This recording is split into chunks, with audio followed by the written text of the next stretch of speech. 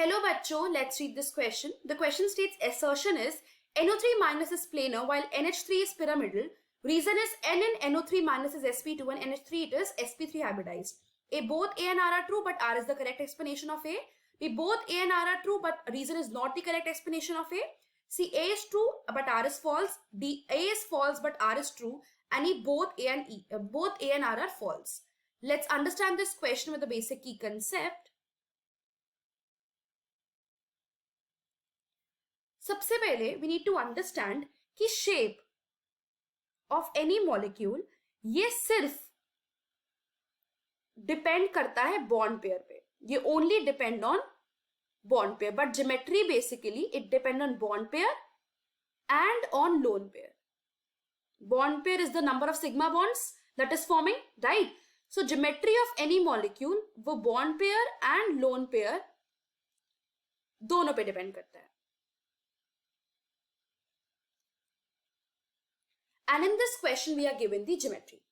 We need to understand कि shape जो होती है वो हम steric number से निकालते हैं.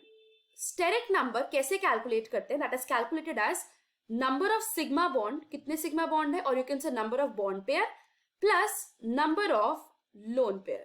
This is the formula to calculate the steric number. And steric number आगे जाके हमको ये बताएगा कि कितने number of hybrid molecules present है. जितना ही स्टेरिक नंबर आएगा उसका मतलब उतने हाइब्रिड ऑर्बिटल प्रेजेंट है. So if we have 2 then it is one is s then another is p, so sp hybridised. So ऐसे number of hybrid orbitals we can calculate by the steric number. Steric number से जितना hybrid orbitals निकलेगा उसके बाद it will denote कि geometry क्या है. So it will denote the geometry of the molecule.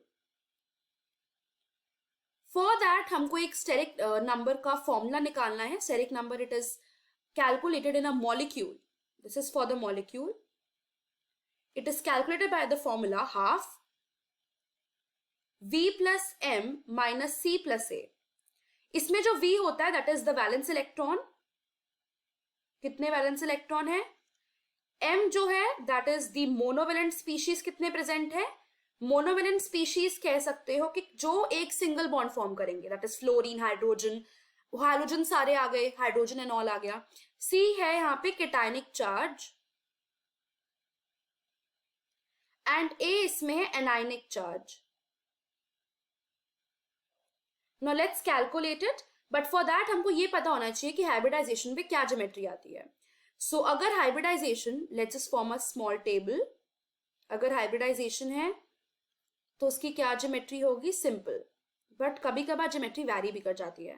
For sp hybridised then sp2, sp3, sp3d, sp3d2 ऐसे हम निकालेंगे. ज्योमेट्री sp की लीनियर है.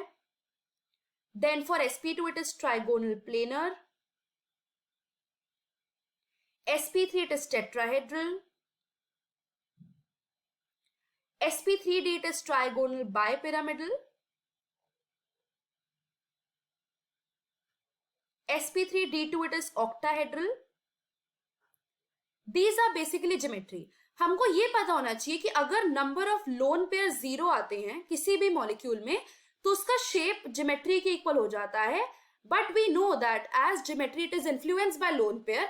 तो जैसे ही लोन पेयर्स बढ़ते जाएंगे उसकी ज्योमेट्री वैरी करती जाएगी. सो जैसे ही number of lone pair equals to 0 है तब शेप ज्योमेट्री के इक्वल हो जाएगी. Now let's calculate for one that is NO3 minus.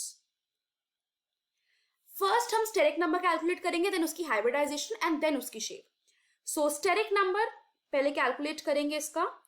That is half. Valence electrons of nitrogen is 5. Monovalent species are 0 क्योंकि oxygen are forming double bond. हमेशा double bond बनाता है, single bond नहीं बनाता. सो monovalent species नहीं है, वो divalent species है. Hence the monovalent species are 0. Cationic charges is absent. Anionic charges +1. It is equals to 6/2 that is 3. Steric number 3 आ गया.